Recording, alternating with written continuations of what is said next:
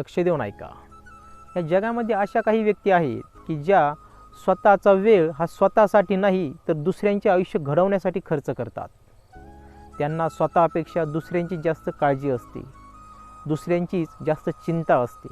ते स्वतःच्या आरोग्याकडे लक्ष न देता इतरांच्या आरोग्याची काळजी घेत असतात। पण अशा व्यक्तींच्या जीवनामध्ये नेहमी दुःखच येत असतं। ज्यावेळेस अशा व्यक्ती दुःखात असतात, संकटात असतात, अशा वेळेस त्या व्यक्तींनी ज्यांना सहकार्य केलेले असते अशा व्यक्तींकडून त्या व्यक्तीला काहीतरी अपेक्षा असते की ह्या व्यक्ती मला सहकार्य करतील, पण त्या समोरील व्यक्ती त्या व्यक्तीला कधीच सहकार्य करत नसतात।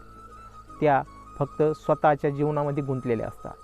कारण या जगामध्ये असे लोक आहेत की ज्यांना फक्त वाईट केलेले ध्यानात राहते, कुणी चांगले केलेले आपल्यावरती उपकार केलेले कधीच ध्यानात राहत नसते। धन्यवाद।